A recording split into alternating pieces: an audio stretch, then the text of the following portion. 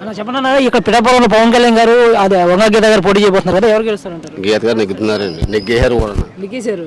కానీ ఇప్పుడు జనసేన వాళ్ళు ఏమంటున్నారంటే, జన సైనికులు ఆల్రెడీ మా పవన్ కళ్యాణ్ గారు ఖచ్చితంగా గెలిచేశారు, 1,00,000 ఓట్ల మెజార్టీ వస్తుందని. ఎలా గెలిచేశారు? ఎలా గెలిచి నామినేషన్ రోజు జనాలు జనాలు ఎక్కడి నుంచో ఉన్న నియోజకవర్గాల నుంచి అన్న తీసుకొచ్చారు. జనాలతో ఓటింగ్ అవ్వాలి కదండి. ఎప్పుడే ఆయనకి ఎప్పుడు జనాలు వస్తారు కానీ ఓటింగ్ అవ్వదు.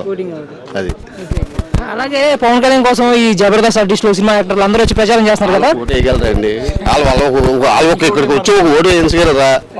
వాళ్ళ వల్ల ఓటింగ్ అవ్వదండి. ఏమండి తర్వాత కాపులు న్యాయం చేసిన గవర్నమెంట్ ఏదండి? ఎప్పుడైనా కాపులు 10 రూపాయలు వచ్చేయండి. ఈ రోజు నిజంగానే మా చిన్న జాతులతో పాటు వాళ్ళకు కూడా జగన్మోహన్ రెడ్డి గారు ఏం చూసారంటే, రేషన్ కార్డు ఒకటే చూసారండి. తెల్ల కార్డు ఉందా లేదా, నీకు పథకం అంతే. కులం చూడలేదు, మతం చూడలేదు, పార్టీ చూడలేదు, ఏమి చూడలేదండి. ఇంకెంతకంటే ఇవాళ గాంధీ గారి కళ్ళకన్నా స్వతంత్రం స్వరాజ్యం అంటే ఇవాళ ఉందండి. విలేజ్లో కూడా సెక్రటరీ అండి ఇవాళ. వీళ్ళు ఎక్కడో డెవలప్మెంట్ ఏంటండి, విలేజ్ డెవలప్మెంట్ అవి, అన్ని ఏరియాలు డెవలప్మెంట్ అవే. ఇంకేం డెవలప్మెంట్ కావాలా చెప్పండి? డెవలప్మెంట్ అవ్వలేదు అంటున్నారని ఉన్నవాళ్ళు ప్రతిపక్షాలు డెవలప్మెంట్ అవ్వలేదు. ఇప్పుడు ఫిషింగ్ మనవాడు అన్నాడు, ఫిషింగ్ హార్బర్ కట్టారు, ఇంకో దాని మీద కడతాడండి, హార్బర్ కడతాడు పైన. 450 కోట్లతో ఫిషింగ్ హార్బర్ అక్కడ అవుతుంది. 170% అయిపోయింది అది. దాని మీద ఏం కడతారు? మాకు మోడీ గారు అమిత్ షా గారి దగ్గరికి వెళ్ళాలి కదా తప్ప. మోడీ గారు పల్లాక అమిత్ షా గారి చూసాడు, నువ్వేదో పడండి ఇంకా అదే పడుతున్నానండి. ఎవరు మెయిన్ ఏంటంటే అండి, చంద్రబాబు నాయుడు ఎందులో లాగా. ఈ చంద్రబాబు నాయుడు అంటే అంత పిచ్చి వేయడం మాకు అర్థమవుతుందండి. ఇవాళ నిజంగా చంద్రబాబు నాయుడు చాలా మోసగాడండి.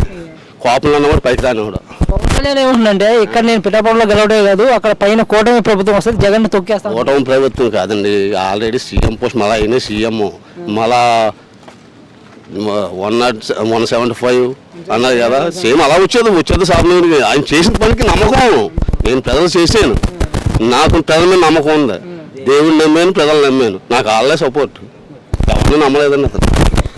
అయితే ఇక్కడ వంగ గీత గారు గెలుస్తారు, పైన సీఎం వంగ గీత గారు నెగ్గుతున్నారు, సునీల్ గారు నెగ్గుతున్నారు, సీఎం అవుతుంది. ఇక్కడ కాకినాడ జిల్లాలో 7 నియోజకవర్గాల్లోని మన సునీల్ గారు బంపర్ మేరటితో నెగ్గుతున్నారు. ఇక్కడ గీత గారు 30 ఓట్లు మేరటితో. కులాల వారీగా చూసినా, ఏ వారీగా చూసినా గీత గారు విన్నోడు ఖాయం.